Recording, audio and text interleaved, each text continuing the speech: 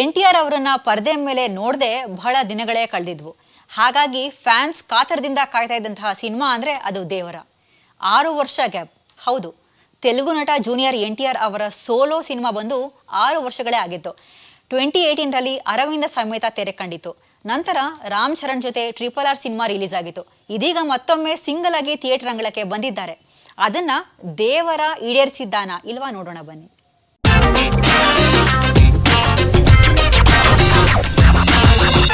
ಸಿನಿಮಾದ ಒನ್ಲೈನ್ ವಿಚಾರಕ್ಕೆ ಬರೋದಾದ್ರೆ, ಸಮುದ್ರ ದಡದಲ್ಲಿರುವ 4 ಪುಟ್ಟ ಹಳ್ಳಿಗಳು, ಅಲ್ಲಿರುವವರು ಬುಡಕಟ್ಟು ಜನ ಅಂಡ್ ಅವರ ಪೂರ್ವಿಕರು ಬ್ರಿಟಿಷರನ್ನೇ ಒದ್ದು ಓಡಿಸಿದ ಸಾಹಸಿಗಳು.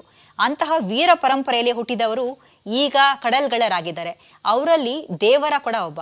ಸರಕು ಸಾಗಾಣಿಕೆ ಹಡಗುಗಳನ್ನ ಗುರಿಯಾಗಿಸ್ಕೊಂಡು ಸಮುದ್ರದ ನಡುವೆಯೇ ಅವುಗಳನ್ನ ಕಳ್ಳತನ ಮಾಡುವುದೇ ಈ ಜನರ ಕೆಲಸ. ಒಂದು ಹಂತದಲ್ಲಿ ಇದು ತಪ್ಪು ಅಂತ ದೇವರಾಗಿ ಅರಿವಾಗುತ್ತೆ. ಅದೇ ಊರಿನ ಭೈರನಿಗೆ ಅರಿವಾಗೋದಿಲ್ಲ. ಇನ್ನು ದೇವರ ಸಿನಿಮಾದ ದೊಡ್ಡ ಪ್ಲಸ್ ಪಾಯಿಂಟ್ ಆಕ್ಷನ್ ಸೀನ್ಗಳು. NTR ಬಹಳ ಈಸಿಯಾಗಿ ಮಾಡಿದ್ದಾರೆ. ಇನ್ನು ದೇವರ ಮತ್ತು ವರದ ಎಂಬ 2 ಪಾತ್ರಗಳನ್ನ ಕೂಡ ಬಹಳ ಚೆನ್ನಾಗಿ ತೋರಿಸಿದ್ದಾರೆ. ಮೀನು ಹಿಡಿಯಲು ಸಮುದ್ರಕ್ಕೆ ಇಳಿಯಲೇಬೇಕು, ಅದನ್ನ ಬಿಟ್ಟು ಬೇರೆ ಯಾವ ಕೆಟ್ಟ ಕೆಲಸಕ್ಕೂ ಕೈ ಹಾಕಬಾರ್ದು ಅಂತ ದೇವರ ಆರ್ಡರ್ ಮಾಡ್ತಾನೆ. ನಂತರ ದೇವರಾನೇ ಕಾಣೆಯಾಗ್ತಾನೆ. ಈತ ದೇವರನ ಮಗ ವರ ಬೆಳೆದು ದೊಡ್ಡವನಾಗ್ತಾನೆ. ಆದ್ರೆ ಅಪ್ಪನಂತೆಯೇ ಸ್ವಭಾವ ಹೊಂದಿದವನಲ್ಲ. ವರ ಏಕೆ ಹೆಡಿಯಾಗಿರ್ತಾನೆ? ದೇವರ ಯಾಕೆ ಕಣ್ಮರೆ ಆಗ್ತಾನೆ? ಭೈರ ಮತ್ತು ದೇವರ ನಡುವಿನ ಜಿದ್ದಿಗೆ ಕಾರಣ ಏನು ದರೋಡೆಕೋರನಾಗಿದ್ದ ದೇವರ ಬದಲಾಗಿದ್ದು ಹೇಗೆ? ಇಷ್ಟೆಲ್ಲ ಇಂಟ್ರೆಸ್ಟಿಂಗ್ ವಿಚಾರಗಳು ನಾವು ತಿಳ್ಕೋಬೇಕು ಅಂದ್ರೆ ಪಾರ್ಟ್ 2ಗೆ ವೇಟ್ ಮಾಡಲೇಬೇಕು. ಇದೆಲ್ಲದರ ಬಗ್ಗೆ ಕುತೂಹಲವಿದ್ದವರು ದೇವರ ಸಿನಿಮಾ ನೋಡ್ಬೋದು. ಇನ್ನು ಈ ಸಿನಿಮಾ ನನಗೆ ಯಾವ ವಿಚಾರದಲ್ಲಿ ಇನ್ನೂ ಚೆನ್ನಾಗಿ ಮಾಡಬಹುದಾಗಿತ್ತು ಅಂತ ಅನ್ಸಿದ್ದು ಸ್ಕ್ರಿಪ್ಟ್ನಲ್ಲೇ.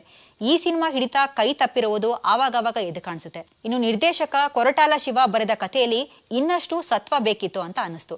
ಯಾಕಂದ್ರೆ ಇದು 2 ಪಾರ್ಟ್ಗಳಲ್ಲಿ ಸಿನಿಮಾ ಬೇಕಿತ್ತ ಅನ್ಸ್ಬಿಡುತ್ತೆ. ಇನ್ನು ಸ್ಕ್ರಿಪ್ಟ್ ಹಂತದಲ್ಲೇ ಬಹಳಷ್ಟು ಅಚ್ಚುಕಟ್ಟುತನ ತೋರಿದ್ರೆ ಒಂದೇ ಸಿನಿಮಾದಲ್ಲೇ 2 ಭಾಗದ ಕಥೆಯನ್ನ ಹೇಳುವ ಸಾಧ್ಯತೆ ಇತ್ತು. ಸಮುದ್ರವನ್ನ ಬ್ಯಾಕ್ಡ್ರಾಪ್ ಆಗಿ ಇಟ್ಕೊಂಡು ಕತೆ ಹೇಳುವ ಪ್ರಯತ್ನವನ್ನ ಮಾಡಿದ್ದಾರೆ. ಆದ್ರೆ ಕಡಲಿನ ಬೋರ್ಗೆರೆತ ದೇವರನ ಕಥೆಯಲ್ಲಿ ಕಾಣೋದಿಲ್ಲ. ಇನ್ನು ಫಸ್ಟ್ ಹಾಫ್ ಪ್ರೇಕ್ಷಕನನ್ನ ಹಿಡಿದು ಕೂರಿಸಿಕೊಳ್ಳುವ ತಾಕತ್ತು ಕಮ್ಮಿ ಇದೆ. ಇನ್ನು ಸೆಕೆಂಡ್ ಹಾಫ್ ಶುರುವಾದಾಗ್ಲೂ ಅದೇ ರಾಗ ಅದೇ ಹಾಡು. ಆದ್ರೆ ಪ್ರೀ ಕ್ಲೈಮ್ಯಾಕ್ಸ್ ಹಾಗೇನೆ ಕ್ಲೈಮ್ಯಾಕ್ಸ್ ನಲ್ಲಿ ಒಂಚೂರು ದಮ್ಮಿದೆ. ಅದೇ ಪಾರ್ಟ್ 2 ಮೇಲೆ ಒಂದಷ್ಟು ಕುತೂಹಲವನ್ನ ಇಟ್ಕೊಳ್ಳೋದಕ್ಕೆ ಸಹಾಯವನ್ನ ಮಾಡುತ್ತೆ. ಚುಟ್ಟುಮಲೆ ಹಾಡು ಕೇಳಲು ಹಾಗೇನೆ ನೋಡಲು ಖುಷಿ ನೀಡುತ್ತೆ. ಅದು ಬಿಟ್ರೆ ಅನಿರುದ್ಧ್ ರವಿಚಂದ್ರ ಸಂಗೀತದಲ್ಲಿ ಬೇರೆ ಯಾವ ಹಾಡುಗಳು ಕೂಡ ಅಷ್ಟಾಗಿ ಕಿಕ್ ನೀಡೋದಿಲ್ಲ. ಹಿನ್ನೆಲೆ ಸಂಗೀತದಲ್ಲಿ ಇನ್ನೂ ಏನೋ ಬೇಕಾಗಿತ್ತು ಅಂತ ಅನಿಸ್ತು. ನಿರ್ದೇಶಕ ಕೊರಟಾಲ ಶಿವ ಈ ಹಿಂದಿನ ಆಚಾರ್ಯ ಚಿತ್ರದಲ್ಲಿ ಮಾಡಿದ ಒಂದಷ್ಟು ತಪ್ಪುಗಳನ್ನ ಈ ಬಾರಿ ತಿದ್ಕೊಳ್ಬಹುದಾಗಿತ್ತು. ಆದ್ರೆ ಆ ಕೆಲಸ ಇಲ್ಲಾಗಿಲ್ಲ. ದೇವರ ಚಿತ್ರದ ಮೂಲಕ ಶ್ರೀದೇವಿಯ ಮಗಳು ಜಾನ್ವಿ ಕಪೂರ್ ಟಾಲಿವುಡ್ಗೆ ಕಾಲಿಟ್ಟಿದ್ದಾರೆ. ಚುಟ್ಟು ಮಲೆ ಹಾಡಿನಿಂದ ಅವರು ಫೇಮಸ್ ಆದ್ರು. ಇನ್ನು ಸಿನಿಮಾದಲ್ಲೂ ಅದೊಂದೇ ಹಾಡಿನಲ್ಲಿ ಅವರು ಗಮನ ಸೆಳೆದಿರೋದು. ಜಾನ್ವಿಗೆ ನಟನೆಗೆ ಹೆಚ್ಚು ಸ್ಕೋಪ್ ಸಿಕ್ಕಿಲ್ಲ. ಅಷ್ಟಕ್ಕೂ ದೇವರದಲ್ಲಿ ಅವರ ದರ್ಶನ ಆಗೋದೇ ಸೆಕೆಂಡ್ ಹಾಫ್ನಲ್ಲಿ. ಉಳಿದಂತೆ ಸೈಫ್ ಅಲಿ ಖಾನ್ ಕೂಡ ಬಹಳ ವಿಶೇಷವಾಗಿದ್ದೇನೂ ಮಾಡಿಲ್ಲ.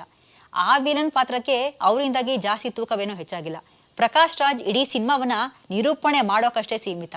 ಇದಿಷ್ಟು ದೇವರ ಸಿನಿಮಾದ ಬಗ್ಗೆ ನನ್ನ ಅನಿಸಿಕೆ. ನಿಮ್ಮ ಅನಿಸಿಕೆಯನ್ನ ಕಮೆಂಟ್ ಸೆಕ್ಷನ್ ಅಲ್ಲಿ ಕಮೆಂಟ್ ಮಾಡಿ ತಿಳಿಸಿ.